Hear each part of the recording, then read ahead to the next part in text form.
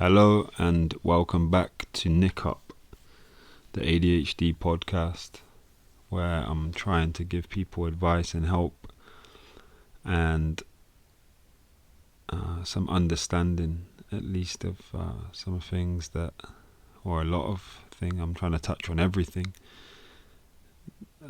the best I can within ADHD to try and give people the best opportunity in life to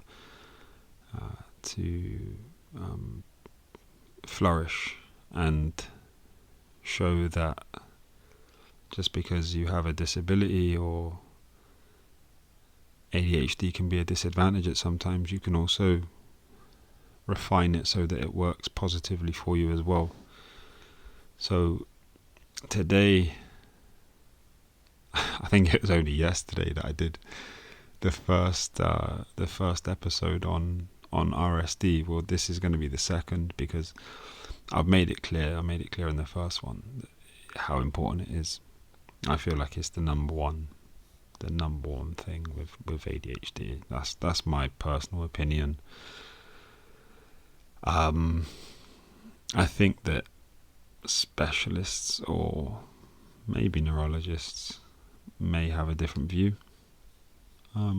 Not too sure, but for me personally, I know that the way that it affects me is definitely the biggest part of ADHD, the emotion side of things. So going through it, I may go over things I've already said, but this is just a more structured format of doing it rather than the way that I sort of blabbed on yesterday or in the first version, the Vol.1, I think I named it. So there's a few things to understand about RSD. Of course, it doesn't hit in just one universal way because we're all different and we always will be. But there's a few things I probably missed out that are going to give people the best opportunity to understand things. But it's not the same for everyone. So you could take it like this: if someone I don't care about doesn't reply to me, honestly, I probably won't even notice. I literally wouldn't care. But if it's someone I'm interested in or someone I care about, someone I feel connected to, then that's different. Let's just say, like, for WhatsApp, for example, or messaging, however you do it. If a message goes unread or it gets read without a reply, my brain doesn't go, they're just busy. It goes, what's wrong? What have I done? Or what's changed? Why am I being ignored for? Like, what's going on? And that isn't drama, and that's not insecurity. That's attachment mixed with threat. So there's actual substance to it. It's not just to some people that may seem a little controlling, but that's not what that is. That is it's the beginning of RSD. And one of the things that may seem a little wild to some people, I suppose, is that imagined rejection is just as powerful as actual. Well, I suppose it could just be imagined rejection. And what makes RSD so brutal is that it doesn't need to be real rejection. So it doesn't need to be somebody ignoring your message or that's what you feel they're doing. Sometimes nothing's actually happened. There's no argument, there's no insult, there's no ending. Just a shift in tone. That's enough. Less warmth, less attention. Anything along those lines these are real situations that are triggering, and your brain fills in the blanks instantly. So you'll start replaying conversations, you'll start reading between the lines that might not even exist, and the closer you felt to that person, the harder it is, because you kind of, I suppose, you convince yourself then, like, oh fucking hell, I've fucked this up. Do you know what I mean? What have I done here? Or and then you also don't want to say too much. But when it kicks in for me, it usually goes one of two ways. The first thing's fixing. That's what I would have. I want to talk from a perspective of being unmedicated, because now that I'm medicated, I think I react very differently. But if you can try and imagine this as someone that has ADHD but doesn't have medication yet, because that's my point of the podcast, I think, is to try and give advice to people that are in that situation. And that's how I want you to understand this. So the first thing I would probably do is probably to try and fix it. So I'd probably push for answers over message. I need clarity. I need to know what's going on. Not reassurance, just clarity. I like things black and white. I'd go as far as saying I need things black and white in my life. And I think probably for everyone's sake also. Because when things are grey, in that grey area, that middle ground, as people like to call it, that's not something that I don't like to be there. I'd like to be either on that side or this side, just black and white. That's it. And the reason I like that is just because black and white's simple, isn't it? Black and white's easy. You know what's what. You know where you stand. And more than anything, I like to know where I stand. If I'm unwanted, let me know. I'll leave. No problem. If I'm wanted, then show me that. What's wrong with showing me that? Allow yourself to be a little vulnerable and show me that you want me. And vice versa. Uncertainty hurts more than bad news does. That's how I see things. Because it does more damage. It does way more damage being uncertain of something. The second response is the opposite. The second response is shutting down, and then I become blunt, cold, and detached. That's how I'll react. That's what happens. Some people will become cold and detached and go and do drugs. I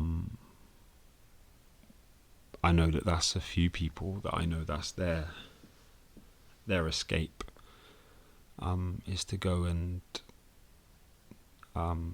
get on a session, go for a drink, go and do some whatever, and escape the reality, I suppose. Sometimes I'll mentally delete the person altogether. I'll delete the conversation. I block people, whatever it may be, and it's not because I don't care. It's probably because I care too much, and I'm trying to protect myself from frustration, anger, or completely exploding. That's the reality. So sometimes I'll even say something that makes the situation irreparable, and I'll do that on purpose. Because if it's broken beyond repair, I can't go back then. So, as much as that may be a little hard to understand, I think it probably is hard to understand. I'll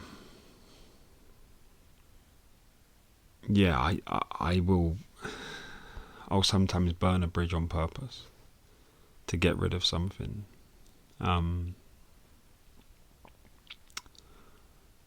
And that's unfortunate, I suppose. But moving into the next thing,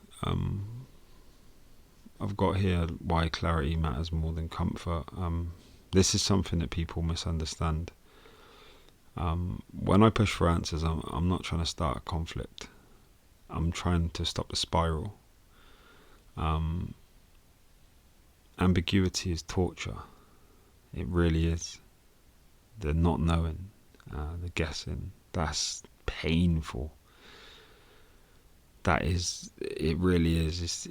it's the hardest thing, and I've been told numerous times, you overtalk things. I was told that by a previous partner for so long, and I just thought, like, if that's what, like, why not take a little bit of time? What is a conversation between a couple of people if you're supposed to love each other? What is it? Is it really that much to ask? If you're so invested in something, is it really that much to ask? If somebody's over asking a question, or do you not think that they're obviously doing it for a reason? They must be doing it for some reason. I don't think anyone wants to ask a question over and over again, or keep trying to get to the bottom of something for no reason. It's quite obvious that they need some support in that situation. So rather than being that person that's like just instantly shut someone down, like, oh, you just overtalk stuff, and I can't be asked, I'm not doing this anymore. That's lazy responses. That's lazy responses from somebody that doesn't care. And I would advise you to be very aware of that. Be very, very, very aware of that. And if that's the sort of person you're dealing with within your relationship, then you need to revisit what you're doing. I really do mean that, because I went through that for so long and put up with that for so long, and it's so unhealthy and does absolutely nothing for you except from damage you to the point of it being unfixable. That's what it does. But not knowing where I stand, that's worse than knowing something's wrong, because the clarity contains the pain. The uncertainty multiplies it.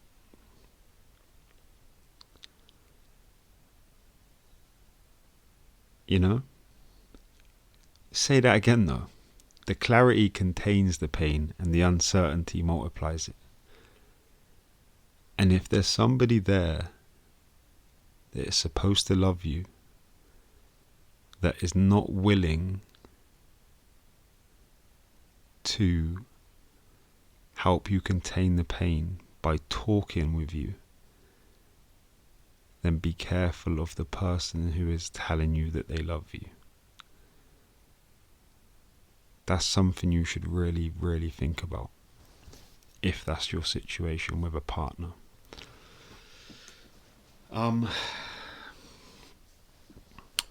Over time, RSD will change you as well. Not overnight. It does it in a quiet way, almost like a silent assassin. You become more guarded, probably more independent than you wanted to be. Come fast, I got a lot faster at cutting people off. I stopped showing how much I care. Sometimes even convince myself that I don't care, because that just feels better and feels easier. So it just become like the norm to just be like, yeah, fuck, I don't care anyway. Even when I do. And that was another example. I think that I got into a habit of testing people rather than trusting them. And that's a habit that I've kept, I think. And it is something that I do. I do test rather than trust. And I kind of stand by that. I think, I don't really think it's the worst thing in the world. I think that there's a little bit of logic to it in reality. Because if you test something enough, eventually you will end up trusting it or not trusting it, won't you? If you went through something and tested it 100 times, and 99 times out of 100 it was positive, you would then trust it, wouldn't you? Naturally. Maybe even less times than 99. But my point is, testing before trusting makes sense, I think. And I think that the emotional distance is insurance. I think that's something that's become quite norm. The norm to me is keeping emotional distance. I think is important. Sometimes I've been labelled an avoidant, for example. I'm not so sure of that. But I'm sure that I keep emotional distance. I'm sure of that, 100%. Because RSD didn't necessarily make me cold. It made me protected.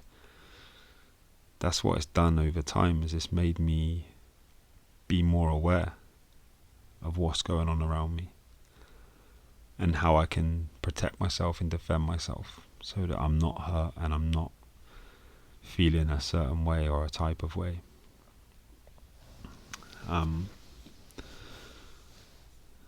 So before I understood RSD, well, even ADHD as well, I was constantly told I was too much. Again, same partner, same people, same family. I was always this person. I was too much, I was too intense, too emotional, overspoke all of the time and overshared, and that was probably because I was trying to fit in, and I never had anything or any people that I trusted, or was not used to family environments. But that's for another time. So what I did in them environments is I just stopped showing up. I didn't go to any gatherings or family events, anything like that. I just wouldn't go. I just, I'm not going. And then that would then lead into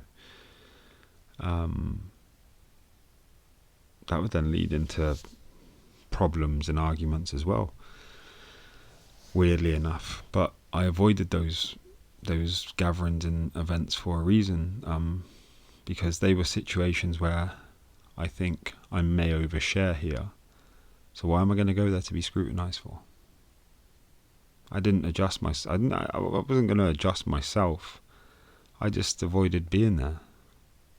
So, what am I going to do? Go there and just try and be on guard all the time about what I say? Put like a timer on my phone every time I'm having a conversation with someone so that I don't overshare. Like what the fuck is that? I'm just a person, and if I'm not liked, then that's perfectly fine. But let's not pretend. It's back to the clarity thing. We don't need to pretend, do we? If you don't like me, that's fine. Good, if that's your feelings, there's a high chance I don't like you back, and not to get even. It's just this is probably unlikely that we're going to get on. Because when you're misunderstood enough times, avoidance feels safer than expression. That's what I think. Trying to get your point across, it just becomes draining when you've done it so many times, and it's just getting you nowhere, or it's mocked, kind of like, oh, all right, and just brushed under the carpet. Avoiding the situation completely is much safer in an ADHD brain. Just be like, fuck it, I just won't go there. I'll just completely just miss it out, just not bother, and then they can ask questions as to why I'm not there, and what's up, is there anything wrong with me, and whatever else, we can do all of that stuff. But I think over time it's I think resentment grows from it, because it's kind of like, well, I'm not doing this. None of this is on purpose. None of this is by choice. And especially when it becomes physical. Because obviously obviously RSD is emotional, but it can be physical as well. When it really hits, it's physical. For me, it feels like pressure, like an immediate overload, and almost like a pain. I get like a prickly, fuzzy heat across my body, and shivers down my spine. There's like my hair's sticking up on the back of my neck and like down my back. I've had it where I've been like shaking and felt physically sick. And that was like super intense. That was horrible. It was real bad. Definitely, yeah, not a nice feeling. Not nothing I want to experience again, that's for sure. And in them moments, I think my body wants to cry in a situation like that when it's super intense. I think that it's quite a normal human reaction, that you're so worked up that I think that your body wants to cry, but I'm not crying. I'm not big. And I don't know whether it's because of shame or pride or judgment or just a habit of not crying. But I've gone through a lot of trauma and probably got myself into a bad habit of not letting emotion out in terms of tears. And this obviously, is frowned upon, I suppose, and weak to cry. When in reality, it's not. That's the reality of it. It's not weak at all. It's emotion doesn't mean that you're a pussy. That's for sure. But I learned early on that showing my pain wasn't safe. I learned that from an early age. So what I did is I learned to, I guess, show it in different ways, which it's probably landed me in all sorts of trouble, as a criminal, violence and stuff. It's definitely contributed to all of that. But when RSD is triggered, most of my reactions are automatic. It just happens. That's what I realise. I realise what I've done after, not during. And medication also doesn't make it just disappear. But what medication did do, though, is it gave me time. Medication gave me time. That was what I was always promised by my neurologist, is that she at first promised to change my life, and I was like, oh shit, and I got upset, and I was kind of like, I don't want you to say that to me, because I've never had someone interested in helping me so much, and I don't want you to be like another GP that's made these false promises that just you walk out the door and it just falls to shit. So I had this conversation with her, and she said, look, what I'm gonna do, I was in prison at the time. I was handcuffed to a screw, and she asked the screws to leave the room so that she could have a chat with me. And a screw, by the way, is a prison officer. And I was on like a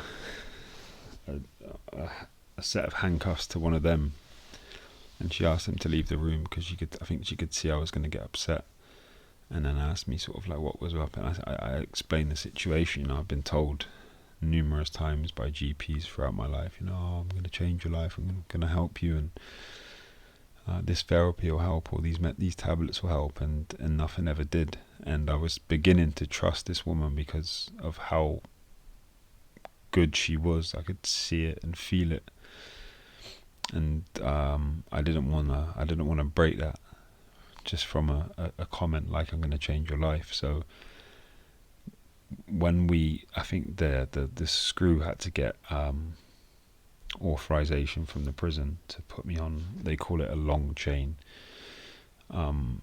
so that I could, like, if you needed to go for a piss, for example, they'll put you on a long chain so that you can go into the toilet cubicle without being attached to a screw literally on your wrist.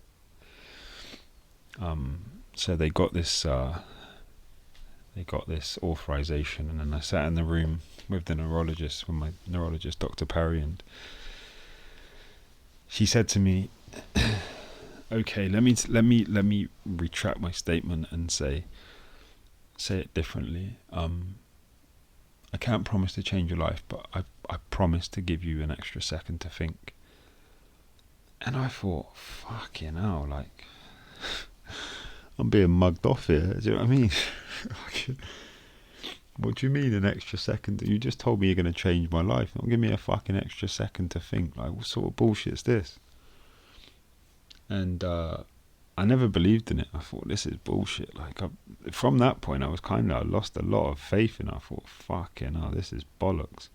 I thought I was going to stop feeling like absolute shit. And, like, my life was going to be different. Not fucking get an extra second to think. What fucking sort of shit is that? What I can confirm with absolute certainty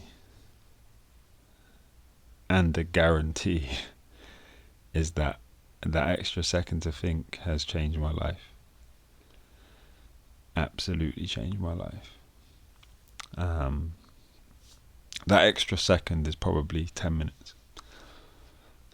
If it's a situation where you know you're going into, it's probably 10 minutes, without exaggerating. If it's an impulsive moment, then you will get a little bit of extra time to think, but 1 second doesn't do it justice. You get extra time to think before you do stuff. So back to where I was going with it. That's what the medication did, is it gave me time. And it is a small gap between the feeling and reacting. It is, relatively small. And when you've lived your life without that gap, that time is more than a privilege. It's so big. Sometimes it's enough to respond differently, but sometimes it isn't. But it's better than nothing. That's for sure. Ultimately, RSD has definitely damaged things that I've cared about.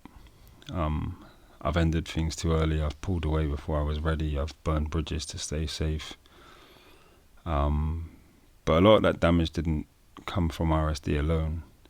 It also comes from not being understood. And again, this is why I return to saying how important clarity is.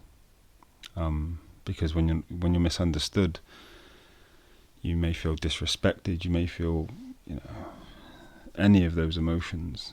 And when you're feeling them emotions, nothing positive's happening. But when someone takes the time to understand you, RSD doesn't hit so hard. It doesn't, because people get it. Even if they don't understand your actions, they understand that you may react differently, or there's a chance of it at least. But a lot of the time people are just so ignorant towards it. But if there's one thing I wish people understood about my reactions, is that most of the time my reaction isn't what I mean. And it's not fully under my control. I wish I could handle it differently the majority of the time. And that's not an excuse, that's the truth. It's not an excuse that people are quick to say that, well, it's up to you how you handle it. You don't have to react in that manner. No, I don't have the power over my brain to do that because of ADHD. So if you've listened to this, it's obviously a lot more structured. But if you've listened to this and you're thinking, I can relate to that, or that sounds like me, then don't go away thinking that you're broken or toxic or incapable of relationships, or honestly, what you want to do is think, how can I get help? Because help exists and understanding exists. With the right support, it doesn't have to ruin your life. So, like I've said already, I'm going to try and put up some links for people to give you the opportunity to get in contact. I'll be touching on one-to-ones and stuff in the near future. But as for now, this podcast is Nick Up, the ADHD podcast, and this is just the start. We're scratching the surface, slowly but surely, and we'll dig deeper, and I'll try and help you more and more. But I felt it was important because even though I only posted the RSD episode last night, I had 3 people, I think, last night and today message me saying that it rings true, it resonates. So, I think hopefully this has a little more structure to it and people can pick up what I'm trying to say a bit better. But as for now, it'll probably be the last time I say it on the podcast, for this year at least. I hope you've had a good Christmas for like the 4th fucking time. And I hope you enjoy the rest of your day. It's now 10 o'clock, 5 past 10, and yeah, another episode done. So, ho ho ho, Merry Shitmas. Have a good one.